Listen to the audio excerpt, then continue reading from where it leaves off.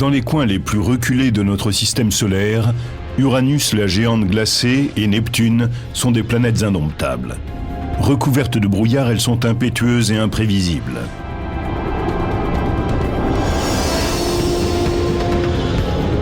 Sur Neptune, on trouve les vents les plus rapides du système solaire. Sans prévenir, son grand point noir apparaît ou disparaît. Uranus possède un grand nombre de lunes qui se pressent autour d'elle. Des collisions sont inévitables.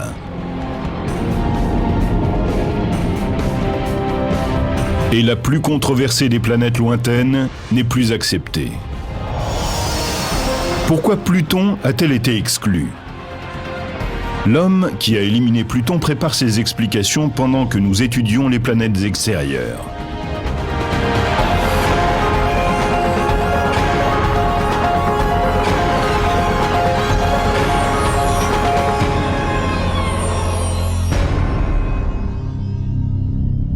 Voici l'homme qui a éliminé Pluton.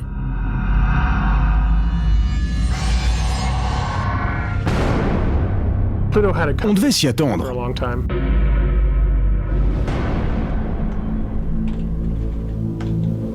Chercheur à l'Institut californien de technologie, le Caltech, Michael Brown, après une série d'études, a supprimé Pluton de la liste, réduisant à 8 le nombre de planètes du système solaire.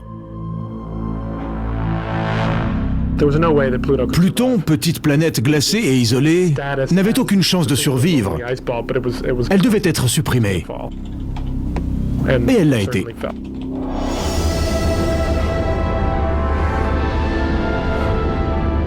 Pluton a toujours été considéré comme une planète à part. C'est la plus petite avec toute proportion gardée, la plus grosse lune.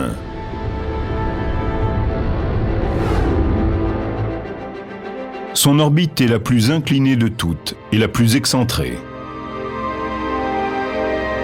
Son orbite est ovoïdale. L'orbite de Pluton l'approche ou l'éloigne du Soleil, toujours très nettement. Pendant des décennies, telle une aiguille dans une botte de foin, elle avait échappé à la science. Neptune, la 8e planète du système solaire, fut découverte en 1846. Et les astronomes du début du siècle étaient certains qu'il en existait encore une. Percival Lowell lança la découverte de Pluton depuis son observatoire. Il pensait qu'une planète inconnue perturbait les orbites d'Uranus et de Neptune. Lowell meurt avant de l'avoir découverte, mais son assistant Clyde Tombaugh poursuit ses recherches.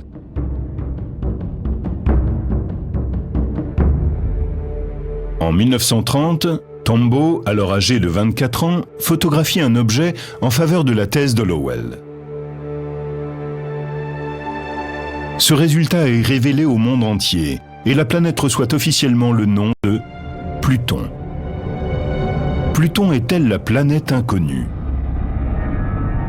Les experts objectent qu'elle est trop petite et que sa masse est trop faible pour perturber les orbites d'Uranus et de Neptune, ses voisines géantes. Depuis, les astronomes ont d'ailleurs prouvé que la fameuse planète inconnue n'existait pas. Ils s'étaient basés sur une mauvaise estimation de la masse de Neptune. Si Pluton n'est pas la planète inconnue, est-elle néanmoins une planète ? Une planète est d'abord quelque chose qui erre dans le ciel, c'est-à-dire qui est en mouvement par rapport aux étoiles. Pour les Grecs, la Lune était une planète, le Soleil aussi, mais pas la Terre. Bien sûr, quand on a su que la Terre tournait autour du Soleil et la Lune autour de la Terre, cette définition a évolué. La Terre est devenue une planète, le Soleil et la Lune ont été éliminés de la liste, il en restait donc 6. Puis on a découvert Uranus, Neptune, cela faisait donc 7, puis 8. On pensait que Pluton, plus petite que la Lune, était de la taille de Mars. C'est ainsi que Tombaugh, un jour, a découvert la 9e planète. Personne ne s'est posé de questions. Ne sachant comment nommer cette petite boule étrange et isolée, on l'a appelée planète.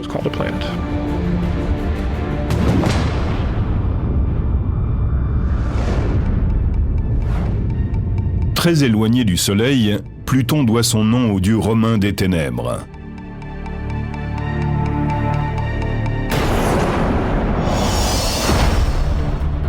Au moment où elle est le plus proche de la Terre, elle en est encore à plus de 4 milliards de kilomètres. Son diamètre est d'environ 2400 km, soit la moitié des États-Unis. Sa révolution autour du Soleil dure 248 ans. Un jour sur Pluton est l'équivalent de 6,5 sur la Terre.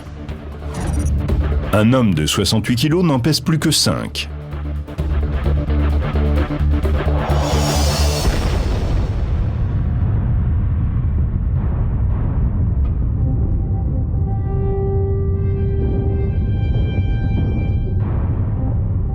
La technologie actuelle nous renseigne peu sur la surface de Pluton.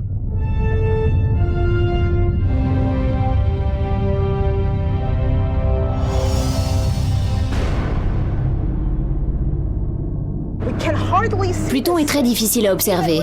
Même avec le télescope spatial Hubble, on obtient une image de quelques pixels seulement.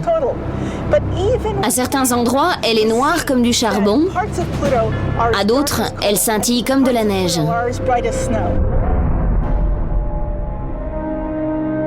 Même à distance, les experts peuvent mesurer sa composition. Les parties brillantes de son sol seraient composées de 3 sortes de glace.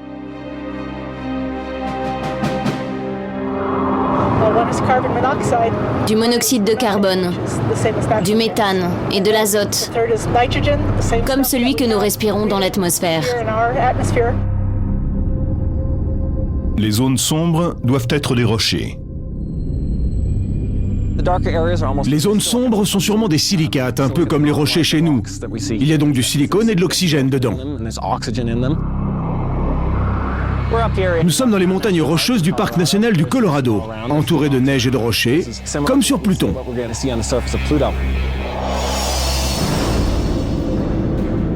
Sur Pluton, un promeneur découvrirait un endroit très sombre, malgré la neige. Pluton est 34 fois plus éloigné du Soleil que la Terre. Cela signifie que la lumière qu'il atteint est 1000 fois moins forte. C'est un peu comme si l'on se trouvait la nuit sous la faible lueur d'un réverbère. On arrive à lire, mais ce serait plus facile avec une torche frontale. Son éloignement du Soleil en fait un des lieux les plus froids du système solaire, avec une température de moins 195 degrés. La gravité sur Pluton est beaucoup plus faible que sur Terre, en raison de sa petite taille et de sa densité.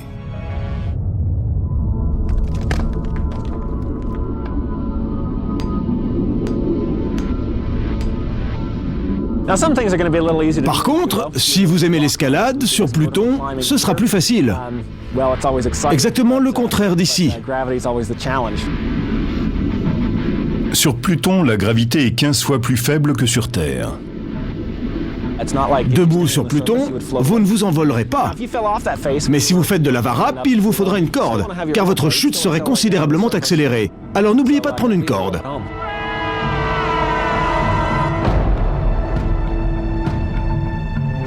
Les chercheurs rêvent de gratter le sol de Pluton et de recueillir des échantillons, car dans ces roches se cache un pan entier de l'histoire du système solaire. Pluton est intéressant. C'est notre meilleure machine à remonter le temps. Il nous montre comment était notre environnement il y a 4 milliards d'années.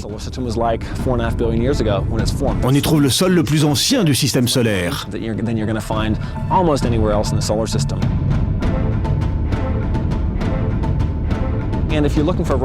Vous ne trouverez jamais sur Terre un rocher vieux de 4 milliards d'années, car la Terre se recycle continuellement. Le mouvement des plaques tectoniques aspire ces matériaux dans le manteau et les volcans les recrachent à la surface. C'est pour ça que la surface de la Terre est plus jeune que celle de Pluton.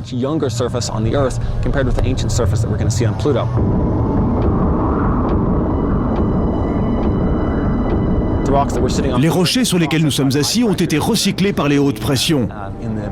Sur Pluton, c'est plus primitif. Primitif, mais pas récent. Pluton est criblé de cratères. Ce sont les astéroïdes ou météorites qui, en touchant le sol, creusent ces cratères. Ces parcelles du système solaire n'ont pas réussi à fusionner pour former une planète. Sur Pluton, il n'y a ni atmosphère, ni glacier, ni vent, ni pluie, donc aucune érosion. On y trouve surtout de nombreux cratères formés par les impacts.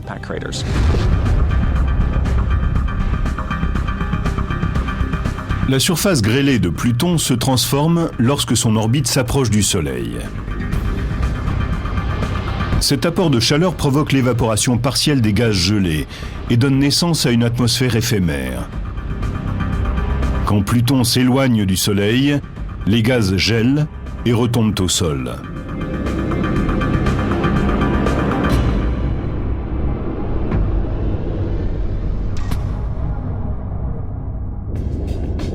Depuis plus de 75 ans, cet objet éloigné a été considéré comme la 9e planète. Pourquoi ce petit rocher glacé a-t-il été tellement controversé? Pourquoi Pluton a-t-elle été exclue du cercle très fermé des planètes du système solaire?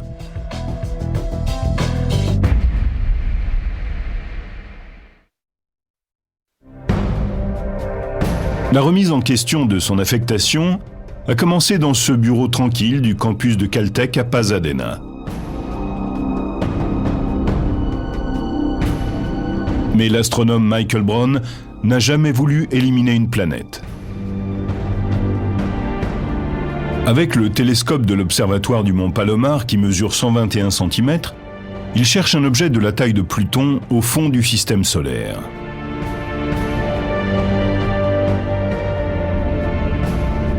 Et il finit par le trouver en 2005. Il découvre un objet plus gros que Pluton, avec sa propre lune, tous deux tournant autour du Soleil. J'étais en train de regarder des photos prises par le télescope quand je l'ai découverte. C'était excitant. Et d'après les calculs, elle était plus grande que Pluton. J'ai tout de suite attrapé le téléphone pour appeler ma femme et lui annoncer que j'avais trouvé une planète. Si depuis 75 ans, Pluton est reconnu comme une planète, pourquoi l'objet découvert par Michael Brown ne l'est-il pas lui aussi? J'ai pensé que c'était la 10e. Et longtemps, je l'ai décrite comme telle. C'était une planète et je pensais vraiment avoir découvert la 10e.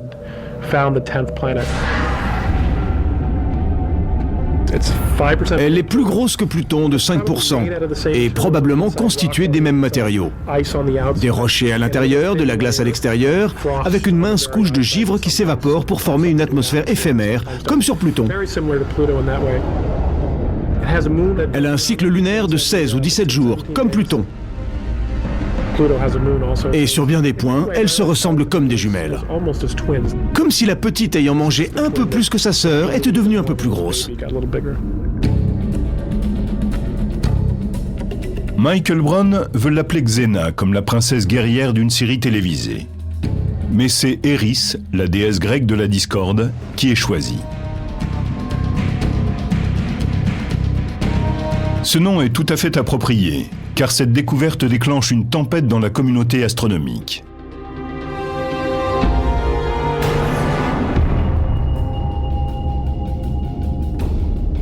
La définition du mot planète est âprement discutée. Eris deviendra-t-elle la 10e planète, ou tous les objets de la taille de Pluton seront-ils renommés? Le sujet est débattu en 2006 lors de la conférence de l'Union internationale des astronomes à Prague. Et un vote permet, pour la première fois, de définir scientifiquement le mot planète. Ceux qui sont pour la résolution 6A, définissant une nouvelle catégorie d'objets transneptuniens, dont Pluton est le prototype, levez la main. Nous préconisons d'affecter Pluton et les autres objets transneptuniens à une catégorie spéciale. On n'a rien décidé pour Pluton, malgré ces nouveaux éléments qui auraient dû la rendre moins intéressante. C'est la découverte d'Eris et d'autres objets de grande taille dans la ceinture de Kuiper qui ont justifié ce débat parmi les chercheurs. La ceinture de Kuiper est une zone près de Pluton d'une largeur de 5 600 millions de kilomètres. On y trouve des centaines d'objets glacés, le premier ayant été découvert en 1992.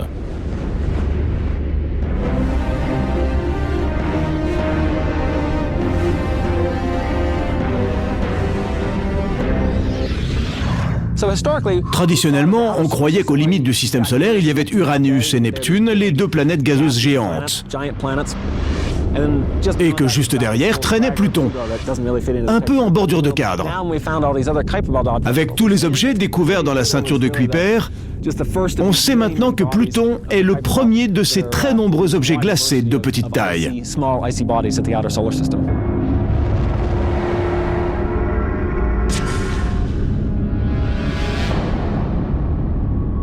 La conférence de l'Union internationale des astronomes, par ce vote, définit ainsi le mot planète, objet sphérique gravitant autour du Soleil sans aucun corps sur sa trajectoire. Comme autour de Pluton se trouve un certain nombre d'objets de la ceinture de Kuiper, cette définition écarte la découverte de Tombaugh. Le règne de Pluton a duré 75 ans, mais il est à présent terminé. Notre système solaire est dorénavant constitué de 8 planètes. Pluton et Eris sont classés dans les planètes naines.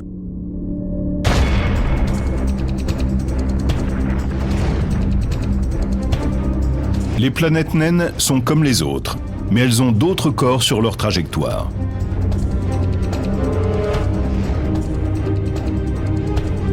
Selon la nouvelle définition, Cérès, le plus gros astéroïde du système solaire, devient aussi une planète naine. On utilise cette terminologie parce que le système solaire renferme plus de choses qu'on le pensait. C'est comme si on ne voyait qu'un gratte-ciel et que d'un seul coup, on découvrait toute la ville.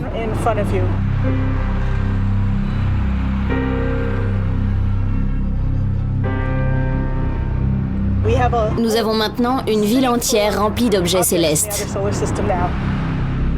Par son vote, l'Union internationale des astronomes a voulu en finir avec le débat sur la définition du mot planète. Mais de nombreux chercheurs récusent ces conclusions. Certains astronomes veulent que Pluton reste une planète. Ils sont sur la brèche et profitent de toutes les occasions pour le faire savoir. Pour moi, Pluton est une planète. Qu'elle le soit ou non n'a pas tant d'importance. Fondamentalement, ce n'est pas un problème scientifique. Mais bizarrement, cette question de dénomination est devenue un sujet émergent de l'astronomie.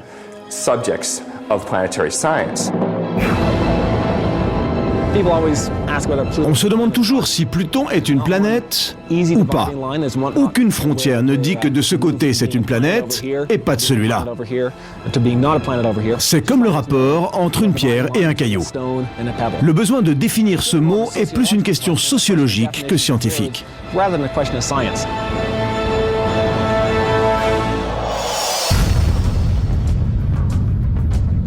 Même si officiellement Pluton n'est plus une planète, son intérêt reste intact pour les scientifiques. Pendant que l'on votait à Prague, le vaisseau de la NASA New Horizon était déjà en route pour explorer ce monde lointain. Il sera le premier vaisseau spatial à atteindre Pluton. L'expédition sur Pluton a changé de but. Ce n'est plus cet objet unique, mais toute une série qu'il doit étudier. Le New Horizon doit rapidement atteindre Pluton pour étudier son atmosphère, car la prochaine occasion ne se présentera que 2 siècles plus tard.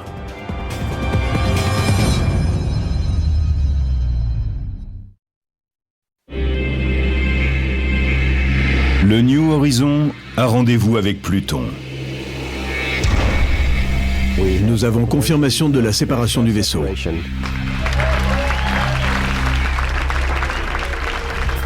Pour les scientifiques, c'est une véritable course contre le temps. Car quand Pluton s'éloigne du Soleil, il commence sa saison d'hiver de 62 ans.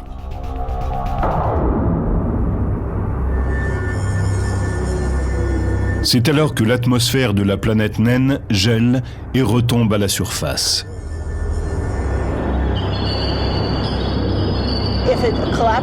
Si elle retombe trop, la recherche chimique perdra de son intérêt. Nous voulons connaître la température, la composition, la structure et les vents de son atmosphère. Pour être dans les temps, le New Horizon file à plus de 62 000 km/h, soit 19 km/s. À cette vitesse, on irait de Los Angeles à New York en 3 minutes et demie.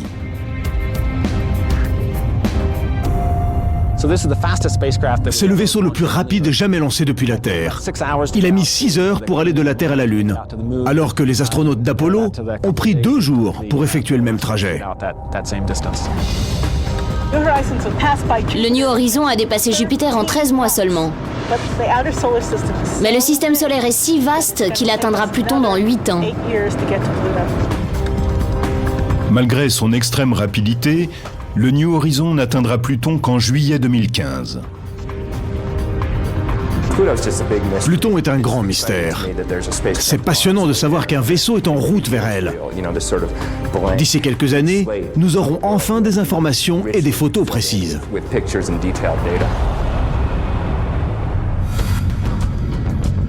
À 6 milliards 4 millions de kilomètres de Pluton, Uranus est d'un bleu marbré hypnotisant. Sa beauté est différente de celle des autres planètes. C'est une boule géante, au contour flou. Elle est bleu pâle dans l'obscurité spatiale, d'un bleu étonnant sur une surface sans aspérité. Elle paraît irréelle, comme créée par un spécialiste des effets spéciaux. Car comment peut-on avoir une telle couleur sur une sphère géante presque parfaite ?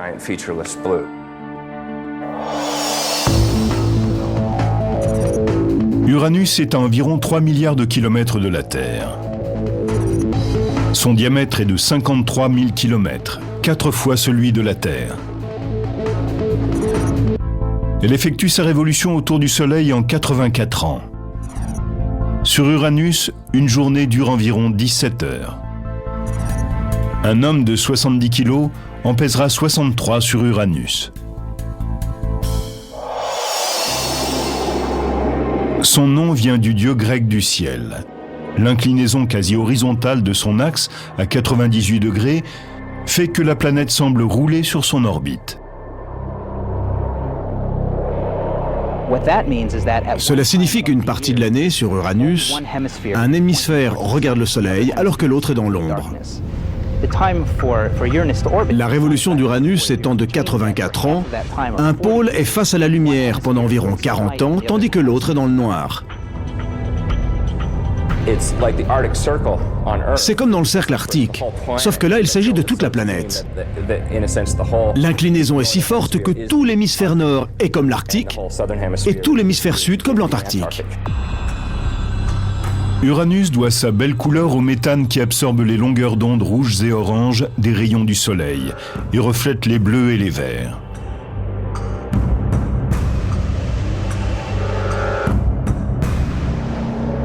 Et cette apparence de douceur vient du brouillard qui l'entoure, comme dans les grandes villes.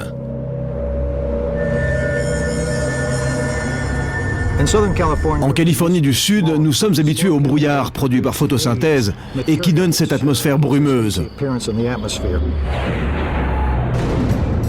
C'est ainsi que naît aussi l'atmosphère de la géante aux 4 gaz, Uranus. Dans cette sphère, il y a du méthane et un gaz naturel volatile que le Soleil transforme en particules complexes qui deviennent du brouillard. C'est pour cela que la planète a cet aspect flou. Pour les experts, Uranus et sa voisine Neptune sont nés de la même façon. Comme toute planète en formation, Jupiter et Saturne ont assemblé un maximum de substances pour former des géantes gazeuses.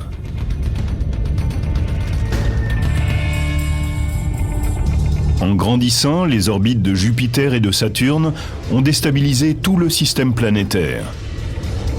Le dynamisme de leur interaction a expulsé Uranus et Neptune au fond du système solaire, où elles ont absorbé de nombreux objets glacés. À l'origine, elles contenaient beaucoup de gaz. Et au cours de leur formation, elles ont capturé des matières glacées et des rochers. Cette enveloppe d'hydrogène et d'hélium, et aussi de méthane et d'azote, entre autres, renferme beaucoup de matériaux glacés. Ce sont ces noyaux glacés d'Uranus et Neptune qui leur valent le nom de géantes glacées. Mais il ne faut pas croire que ces planètes sont solides et qu'un astronaute pourrait marcher dessus.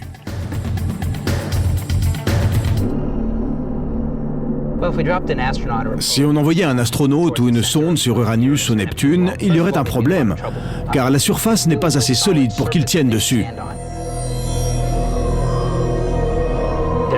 Il y a peut-être un noyau rocheux au cœur de ces planètes, mais l'homme serait écrasé par la pression atmosphérique et la glace liquide.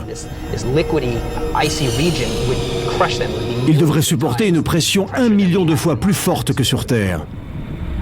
Il serait écrasé bien avant d'atteindre le sol. À côté des cycles météorologiques chaotiques des autres géantes gazeuses, Uranus est bien calme et l'on sait pourquoi. Parmi les planètes gazeuses, Uranus est la seule à avoir un noyau glacé.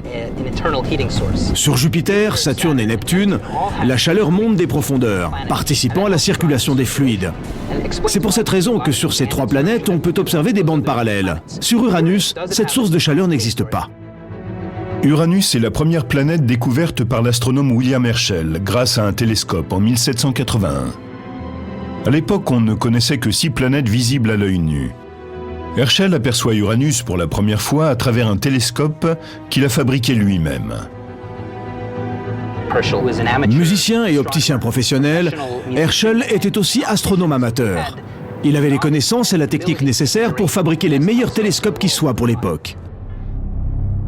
La découverte d'Uranus est primordiale, parce que c'est la première planète découverte par télescope. Les anciens ignoraient totalement cette technique. En 1977, les astronomes du vaisseau observatoire Kuiper de la NASA font une autre découverte en dirigeant leur télescope vers Uranus. Ils commencent à observer le passage de la planète devant une étoile, un phénomène courant. Mais quand Uranus s'approche de l'étoile, celle-ci se met à clignoter. 5 fois pendant l'approche, puis plusieurs fois encore quand elle s'éloigne.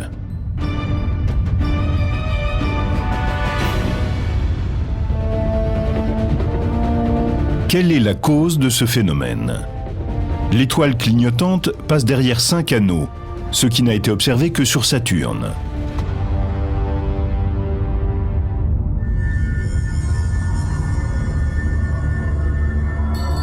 Grâce à d'autres observations depuis la Terre, puis depuis le vaisseau Voyager, la présence des anneaux est confirmée. Et en 2005, grâce au télescope spatial Hubble, on trouve un autre groupe d'anneaux, 2 fois plus éloignés que les précédents.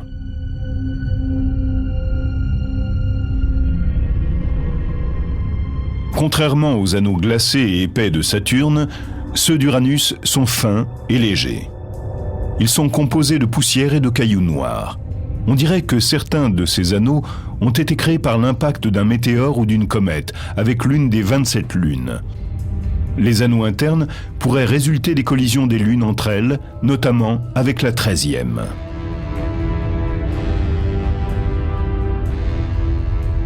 Elles sont nombreuses autour d'Uranus. Très petites, leurs cycles sont très rapides, d'environ 24 heures. D'autres lunes filent autour d'Uranus en 12 heures seulement. Notre cycle lunaire est de 28 jours, sachant que la Terre est 4 fois plus petite. Les lunes d'Uranus foncent comme des bolides autour de la planète. Tôt ou tard, une collision est inévitable.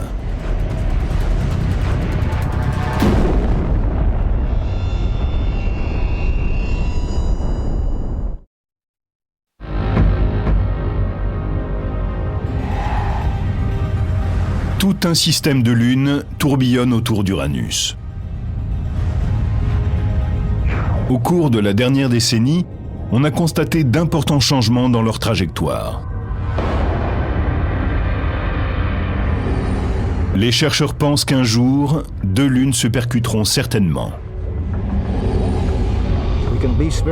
On peut s'attendre à une collision dans 1 ou plusieurs millions d'années.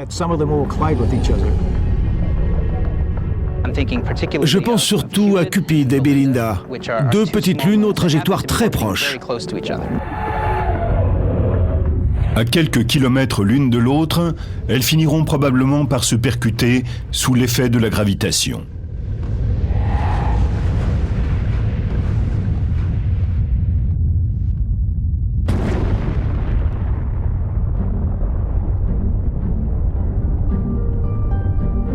Ce sera un mauvais jour pour elles, mais un événement intéressant pour le système des anneaux.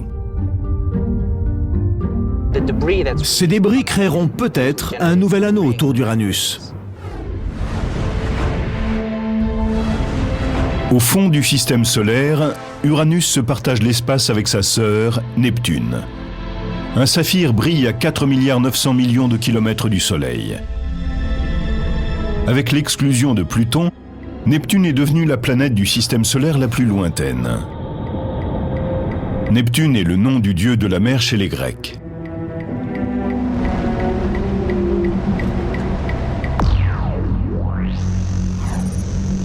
Elle se trouve à 4,3 milliards de kilomètres de la Terre.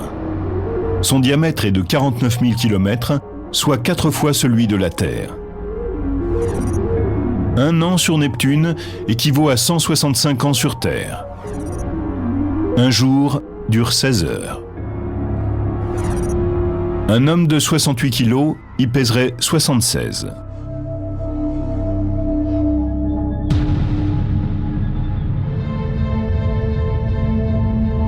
Comme toutes les planètes extérieures, Neptune tourne plus vite que la Terre. Sa rotation rapide favorise les vents violents.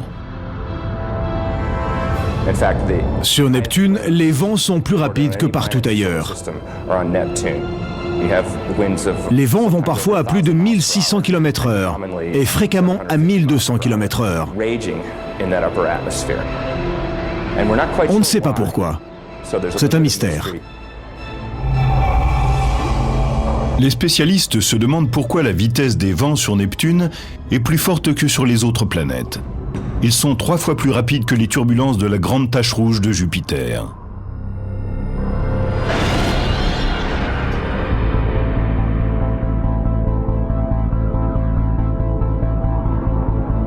Michael Michna, chercheur au Jet Propulsion Laboratory, étudie les climats des autres planètes. Les vents violents sur Neptune l'intriguent. Si on place une de ces éoliennes sur Neptune, là où les vents soufflent à 1200 km/h, on observera le même mouvement que sur Terre. Mais à l'altitude où les vents soufflent à 1600 km/h, elles ne bougeront pratiquement pas. L'air y est si léger qu'il n'a pas la force de faire tourner le propulseur de la turbine. Il n'y aura donc presque aucun mouvement. Sur les cartes météorologiques terrestres, on voit les hautes et les basses pressions. Ces notions existent aussi sur les planètes extérieures. Mais pour Neptune, on localise plus difficilement ces hautes et basses pressions. Il y a des régions chaudes avec des hautes pressions et d'autres fraîches avec des basses pressions. Ces différences donnent naissance aux vents qui soufflent des hautes vers les basses pressions.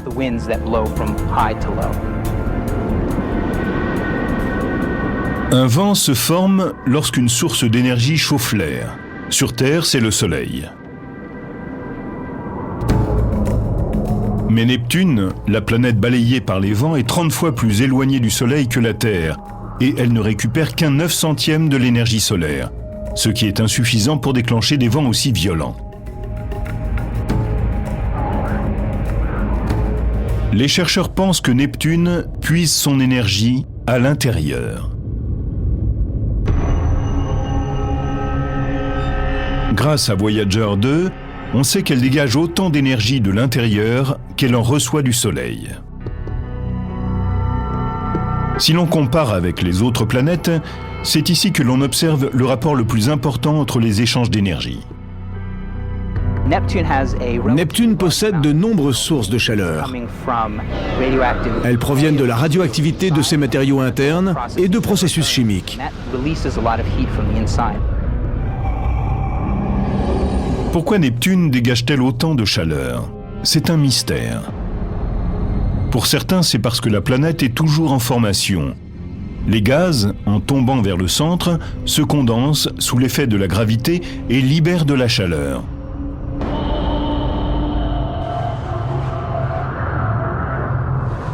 Cette source de chaleur explique aussi la montée des gaz dans l'atmosphère, ce qui entraîne de fascinantes figures nuageuses. Des nuages d'un blanc brillant apparaissent dans l'atmosphère. Il y a différentes régions de bandes brillantes ou sombres à sa surface. On détermine les latitudes à la clarté des zones.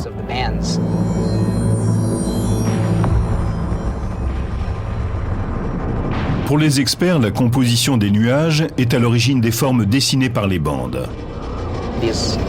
Ils sont probablement en méthane et se déplacent très rapidement autour de la planète. Les vents sur Neptune sont différents de tous ceux que nous connaissons. Ce sont des orages géants. Nos orages terrestres sont ridicules à côté.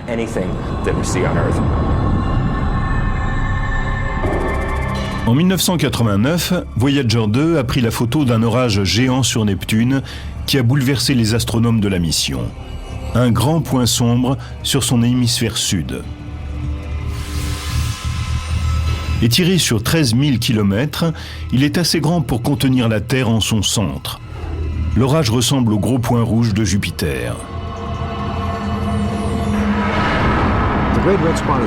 Le gros point rouge est un énorme anticyclone alimenté par plusieurs petits orages qui le maintiennent en vie. Sinon, il meurt.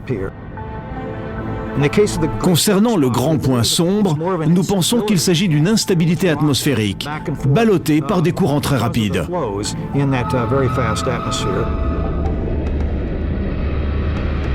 5 ans après la découverte du point sombre, les professionnels ont eu une autre surprise. Le télescope spatial Hubble se tourne vers Neptune et découvre que le plus gros orage de la planète a disparu.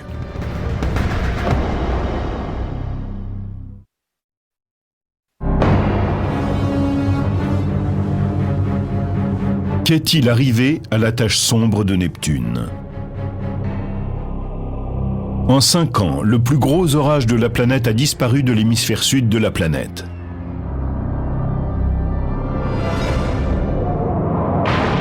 Mais cela ne signifie pas la fin des orages géants sur Neptune. Les astronomes, grâce au télescope Hubble, ont remarqué un nouveau point sombre. Cette fois-ci, dans l'hémisphère nord. Sur Neptune, ces grandes taches visibles au télescope ou grâce au vaisseau spatial apparaissent et disparaissent sur de courtes périodes, alors que le point rouge de Jupiter est là depuis plus de 300 ans. Ces orages éphémères sont étranges.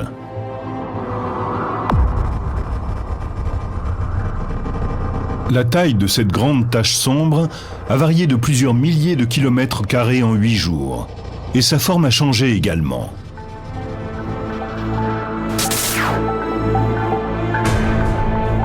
Les mouvements irréguliers, disparition et réapparition des orages sur Neptune en font le phénomène le plus imprévisible du système solaire.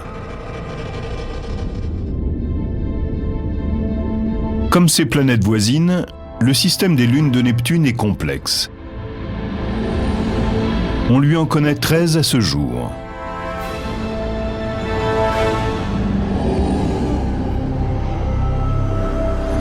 Certaines pourraient être d'origine extrasolaire.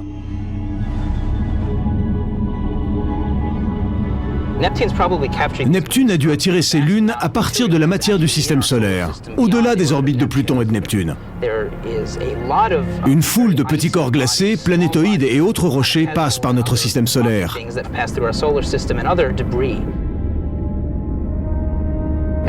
De temps à autre, ils s'entrechoquent et leurs fragments sont projetés à travers le système solaire. Certains de ces corps glacés se transforment en comètes. Mais si l'un d'eux est poussé dans une certaine direction à un moment précis, il peut être attiré par une planète et devenir une de ses lunes.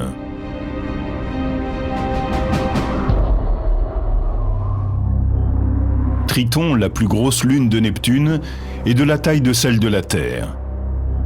C'est l'objet le plus froid jamais observé par les astronomes, plus froid même que Pluton. À moins 198 degrés, l'azote devrait être à l'état gazeux.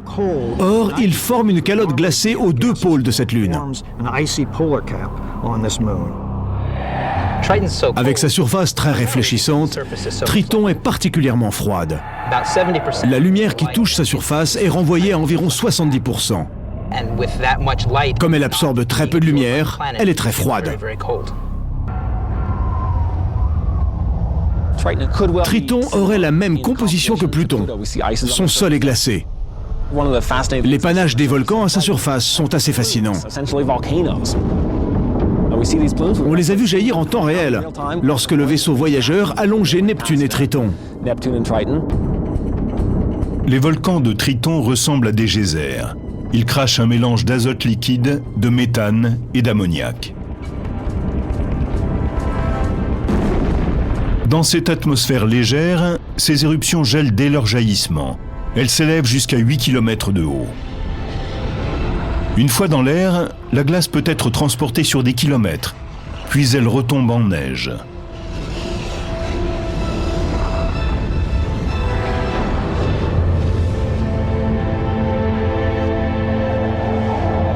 Les chercheurs s'interrogent sur l'activité géologique de Triton et sur les chances de trouver de l'eau, peut-être même chaude, sous sa croûte glacée. Et de plus, théoriquement, là où il y a de l'eau, la vie est possible. Dans ce cas, cette lune de Neptune serait la plus grande découverte de tous les temps.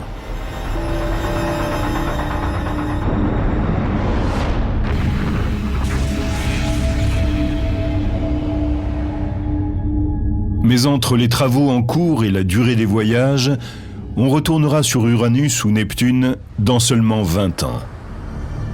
Y retourner n'est pas à l'ordre du jour. Avec Voyager, un premier survol rapide nous a fait découvrir beaucoup de choses, mais c'est insuffisant. Il faut poursuivre les investigations. Entre-temps, les spécialistes sont concentrés sur le New Horizon, qui file vers Pluton comme Voyager. À bord, en plus d'une multitude d'instruments scientifiques, il y a une urne funéraire avec les cendres de celui qui a découvert Pluton, Clyde Tombaugh, mort en 1997 à 97 ans. Même si je ne participe pas à la mission New Horizons, je la trouve passionnante. Nous ignorons totalement à quoi peut ressembler le sol de Pluton. C'est pour cela que la série de photos en gros plan est très importante. C'est en envoyant des vaisseaux, des sondes et des télescopes aux confins du système solaire qu'on déchiffre l'univers.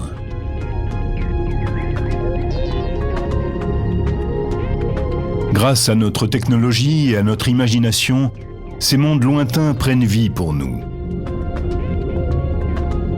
Et en les admirant, nous ne pouvons qu'avoir envie d'approfondir encore les mystères de ces gouffres infinis.